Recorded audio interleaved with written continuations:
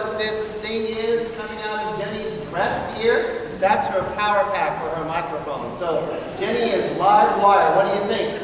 All right. So for many months, I'm going to ask Felicia to come. For many months, we have been preparing for General Conference, and Felicia is going to tell you a little bit about that, about a new moderator and a new governing board, certain issues that we have struggled with as a fellowship.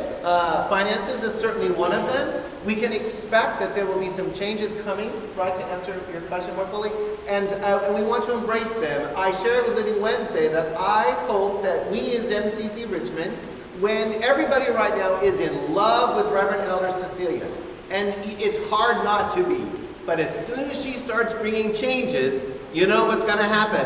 People are going to have feelings about that, and people are going to have opinions, and may we see that even in our own congregation, that as I came 3 years ago, a lot of change has happened, right? And change is good. So I will be encouraging us to not be people that throw criticism, but that we will be people that will pray for and believe in her ministry of reconciliation so that we can see change as opportunity. Okay, good. So now Ricky's going to come and share something about the fashion show, I am sure. Miss Ricky? I'm glad that she does. So, yeah, good for her. The goal for this fundraiser is $5,000. Can we do it, church? Yeah, of course we can. And the pastor will be supporting you and nervous until that happens. So this week, as I looked at the sacred text, right, I thought to myself, well, MCC Richmond has this. This is about Jesus' moral teaching, the Good Samaritan, right? And the moral to this sacred text is love your enemies, right? And it's important that you know a little background about this text, because the Samaritan is the one who showed us about loving our neighbor, right? The Samaritan and the Jews did not get along. So it was radical that as Jesus used this story to teach the person that was asking him a question, the lawyer, and I just love this, a professional of the law. I was like, oh, please. It's somebody who is looking for a way out, right? But as this person asked Jesus, who is my neighbor, right? Jesus goes into this long story. And in the story, we find that some human being was just walking down the street, came across some thugs, they beat him up, stripped him naked, and left him to die in a ditch. Horrible story. A priest and a Levite walked by and didn't give this poor individual the time of day. As a matter of fact, they walked on the other side of the road so they didn't have to be bothered, right? We would have expected, of course, the priest, the clergy person, to at least have a little bit of compassion. Wouldn't you? Yes. But this individual did not. And then a Samaritan came by. Now let's talk about the Samaritan a little bit. Let's understand that the Samaritan understood marginalization. The Samaritan understood what it was like to be treated as an outcast. The Samaritan knew what it was like to have every disadvantage that you could imagine.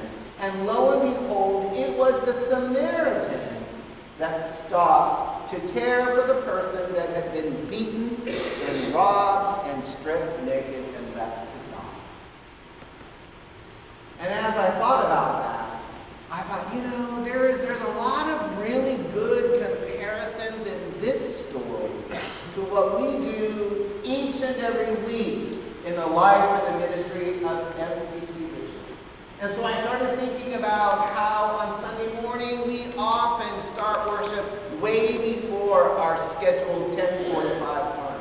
We begin to mix with people. We love people up as they walk into the door of the church with a greeter who welcomes you and others.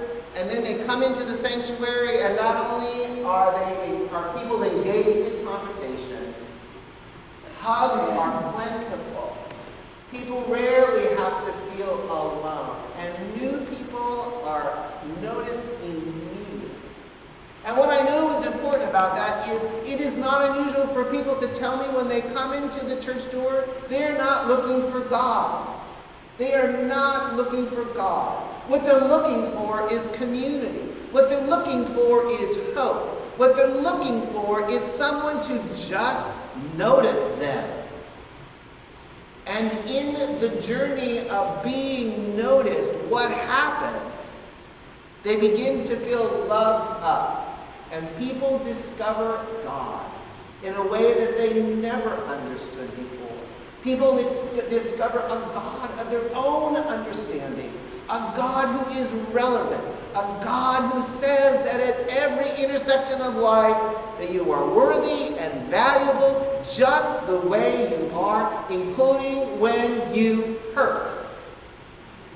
And that is good news, folks. Especially if you have been someone who has been overlooked. Someone who has been told that you are not lovable. Someone who might be going through something that is horrendous. And you don't even know if you're going to be around to see the next day. Because of a health issue, a financial issue, an issue in your relationship. And then I began to think, who are the people that I overlook? You know? I'm the first one to admit that there are some grocery stores I don't go to because I'm not comfortable in them. Or I get irritated by the staff. Right? There are some times that I feel tired and I just cannot even give anymore. And so I avoid going to certain places or hanging out with certain people. So I had to come to the realization this week as I was preparing Living Wednesday for self-care. How do I take care of myself so that I can give? And I began to think about those people that I avoid sometimes. And I began to think, well, there's a difference in avoiding people, and there's sometimes that I just don't avoid, but I have to give people their own space. It's recognizing that I might be in a place where I cannot give, and that I am adding to the frustration. And that's okay. But that is different than what Jesus is talking about in this sacred text. What is the motivation that I have?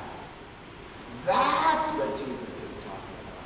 What is my motive when I overlook people or when I choose to see people? If you were at Living Wednesday, you know on Wednesday night we were getting dinner rolling, and somebody said to me, the police are outside right next to the church. And I was like, oh Lord. So let me go see what's going on. And I went outside and I said, hi, I'm Pastor Kenny. And the police officer said, oh, we know exactly who you are, Pastor Kenny. And I said, well, I haven't met you before. I shook this man's hand. And I found out that one of our neighbors had complained about us. They had said that we were taking up all the parking around the church. And so I was like, well, here's that neighbor thing coming up again. Right. Who is my neighbor? How do I treat these neighbors who consistently complain about the life and ministry of this congregation? And then the police officer said to me, as I was trying not to be indignant, the police officer said, I would like to show you something. And the police officer took me around to Park Street and he said, look at all these free spaces. Parking is not an issue. And then he said, Pastor Kenny, I think you need to grow this whatever program is you're doing. Because certainly there's room to grow.